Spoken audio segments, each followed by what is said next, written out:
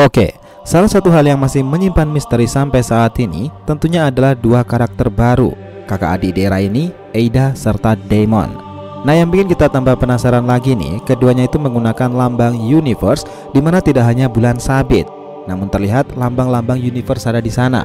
Nah, apa yang akan dikejutkan oleh Ada serta Daemon? Nah, seperti yang kita tahu nih, chapter kemarin saja itu menunjukkan bahwa Ada ini masih menyembunyikan kekuatannya kepada Code sendiri, ya meskipun Code sendiri itu tampak kesal karena hal itu.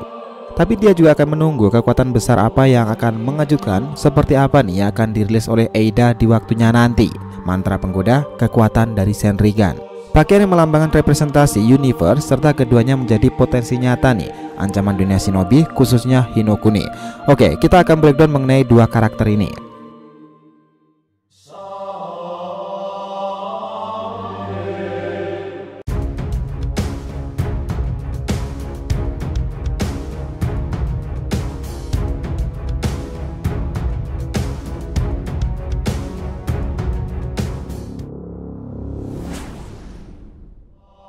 Hai guys, welcome back to the RTV channel. Nah, kali ini kita akan membahas mengenai breakdown misteri Ada serta Daemon ini secara menyeluruh. Oke, biar nggak salah persepsi silahkan simak sampai akhir ya. Nah, chapter 60 kemarin itu ada percakapan seperti ini. Jangan tersinggung Code, kita ini baru saja bertemu dan akan butuh sedikit waktu lagi sebelum aku bisa menunjukkan semuanya. Lalu Code meliriknya, sial, apa ini mantra penggoda dan Shenrigan? Tentu saja aku tak menduga hanya itu saja kemampuannya. Lalu Code berkata seperti ini, "Hei Ada, jangan bilang kau punya kekuatan lain yang belum kau tunjukkan hingga kini." Lalu Ada meresponnya dengan cepat, "Yah, bukannya itu sesuatu yang akan menarik pada nantinya, Code?" Lalu tiba-tiba suara itu berteriak kencang, "Maaf Code, aku tak akan keberatan memberitahumu. Tapi karena kakak melarangku, aku tidak bisa. Mungkin lain kali, Code." Lalu apa yang disembunyikan dari keduanya kepada Code sendiri nih yang akan menjadi partnernya nanti? Nah, kita akan kembali flashback sedikit tentang kekuatan Ada serta Daemon sendiri yang sudah diketahui hingga saat ini. Dialah yang tahu segalanya tentang dunia ini. Ya, Ada. Itulah gambaran awal pengenalan karakter Ada, si cyborg cantik itu. Code sendiri mengatakan di mana jantungnya itu terus berdegup dengan cepat dari tadi. Bug mengatakan jika Code sekarang itu sangat bodoh, salah satu kemampuan Ada adalah mencuri hatimu. Itulah kenapa kau tidak akan bisa menyerangnya beberapa waktu lalu dan kau sekarang telah dipermainkan olehnya, Code. Begitu kata Bug kemarin itu. Ya, meskipun mata Shenrigan sendiri adalah kecurangan dan mata itu sangat-sangat aneh, itu hanyalah mata yang dimiliki oleh Ada sendiri. Dan di sini Code yang tambah terkesan kepada Ada Kara, itulah yang disebut sebagai mantra penggoda Shenrigan. Nah, saat itu Ada menjelaskan lebih detail lagi. Misalnya kemampuanku ini seperti kamera pengintai yang ditempatkan di setiap ruangan di seluruh tempat itu, dan Anda bisa mengaksesnya kapan saja. Anda dapat menyapu semua hal sepanjang hari, dimana pada dasarnya ini adalah mata yang sangat membosankan. Kau bisa melihat yang menarik sesekali saja. Oh ya, di sini Ada juga tahu jika Isiki itu sudah mati. Ada bahkan mengetahui soal kekalahan Isiki yang memalukan itu. Dia mengatakan bahwa jiwa Isiki yang telah meninggal masih saja merengek. Mendengarkan beberapa penjelasan Ada itu, Code terkejut dengan mata Shenrigan itu. Ia bahkan bertanya lebih jauh soal dojutsu itu terhadap Ada. Nah, di sini Ada itu mengatakan seperti ini. Hal-hal yang bisa ia lihat meskipun itu cukup sulit dijelaskan, di mana ia bisa melihat ke momen adegan dengan sangat cepat. Aku juga bisa melihat ke momen di masa lalu, namun aku tidak bisa melihat ke momen sebelum aku lahir. Jadi jika kau bertanya tentang berapa tahun bisa melihat ke masa lalu, jangan tanya saya untuk menjawab hal-hal yang bodoh itu, Code. Nah, namun di sini nih, Ada itu tidak benar-benar bisa melihat ke masa depan, namun dia bisa melihat mengetahui niat seseorang menemuinya. Itulah intuisi terhebat dari Ada.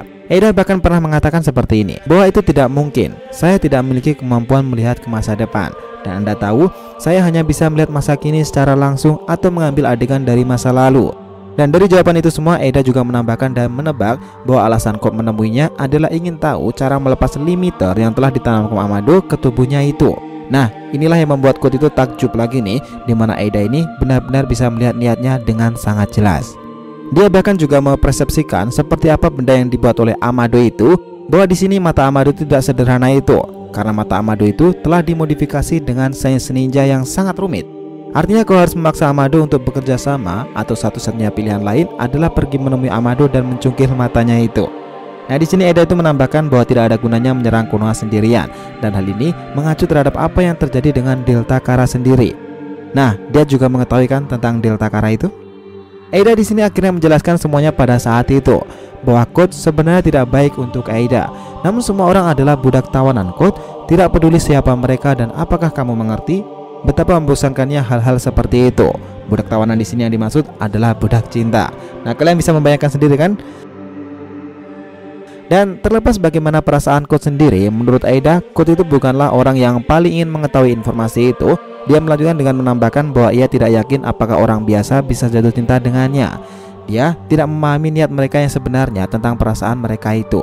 Nah, itulah kenapa Code kemarin menyebutkan mantra penggoda dan Sharingan, karena inilah salah satu kekuatan Aida sendiri. Namun nih, sebagai catatan, tidak semua orang akan bisa Aida manipulasi pikirannya. Pengecualiannya adalah Otsutsuki. Dia tidak akan bisa melakukannya, dan itulah kenapa Aida mengatakan Ishiki, Kawaki, serta Boruto tidak akan bisa Aida kendalikan. Nah, lalu sekarang pertanyaannya, bagaimana dengan Daemon? Nah, ada sebuah perkataan menarik tentang Aida kemarin itu. Kau tahu Code, selain Otsutsuki, ada satu orang lagi yang benar-benar bisa membunuhku, dan dialah orangnya. Lalu, saat itu atas perintah Aida, Code sendiri menghancurkan tabung yang dimaksud itu. Memang setelah itu, Code tidak melihat apa-apa lagi dari tabung itu. Namun Aida yang sedikit kesal itu melihat ada yang berteriak dengan sangat keras. Tiba-tiba anak laki-laki ini sudah berada di punggung Code, dan di sini dia selayaknya Himawari. Lalu tiba-tiba orang ini berbicara kepada Code. Siapa kamu? Apakah kamu laki-laki baru dari kakak perempuanku? Nah, di sini dia menyebutkan Aida sebagai Nichan. Lalu Code mencoba menyerangnya dan mengubah cakarnya itu. Lalu Code di sini membeku melihat apa yang dilakukan oleh bocah satu ini. Nah, disinilah Aida berkata, lepaskan dia, Daemon. Bukan kamu sudah berjanji kepadaku tidak akan melompat pada seseorang ketika kamu pertama kali bertemu dengan mereka. Jadi itulah karakter baru sebagai adik Aida yang terkuat, namanya adalah Daemon. Lalu Daemon itu melanjutkan berkata seperti ini. Hei kamu laki-laki yang di sana, apakah kamu sering dengan kakak perempuanku? Jika kau membuatnya menangis, aku akan membunuhmu, kau tahu? Lalu Aida berkata seperti ini. Orang itu hanya semacam teman. Tidak peduli betapa kamu melihatnya, dia bukanlah tipeku, Daemon. Nah, di sini tiba-tiba beberapa anak buah dari Boruto datang dan mendekat pada saat itu. Lalu mereka tampaknya mengenali Aida dan Daemon sendiri. Dan di sini Bakto sebenarnya menyuruh mereka untuk tidak masuk, namun mereka salah paham dan malah ikutan masuk. Nah, disinilah Aida menahan semua itu, mencoba karena kita akan melihat aksi Daemon, dan benar saja nih, dia sangat marah melihat semua hal itu. Kita semua pasti akan semakin penasaran kemampuan seperti apa yang dimiliki oleh orang satu ini. Oke, mari coba kita perjelas tentang karakter baru bernama Daemon ini. Nah, setelah momen itu, Daemon itu tiba-tiba muncul dari punggung Code. Dia tiba-tiba datang tepat ke para penjaga yang melarikan diri itu, dan tiba-tiba berhasil membunuh para penjaga-penjaga itu. Bahkan sebelum salah satu penjaga itu menarik pedangnya, tiba-tiba mereka tumbang, dan Code sendiri melihat hal itu sangat terkejut tentang kekuatan dari Daemon sendiri. Bahkan Aida mengatakan seperti ini, itu akan bereaksi pada niat membunuh yang jauh lebih ganas lagi, dimana pada intinya seseorang yang bisa mengalahkan Daemon harus memiliki niat membunuh yang sangat-sangat kuat dan jauh lebih besar. Semakin kuat niat membunuhnya, maka serangan yang dilakukan musuhnya akan langsung berbalik lebih kuat berkali-kali lipat. Nah, artinya di sini dia itu bisa merefleksikan hasil akhir dari skenario pembunuhan musuhnya hanya dengan membayangkan dalam pikirannya saja. Kau harus hati-hati Code dengan teknik pantulannya itu. Nah, lalu Code mengatakan seperti ini.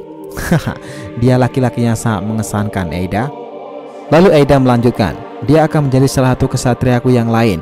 Dia adalah adikku yang sebenarnya, namanya adalah Daemon. Lalu kita akan melihat Daemon akan melakukan atraksi nakalnya itu, dan dia mengatakan kata seperti ini.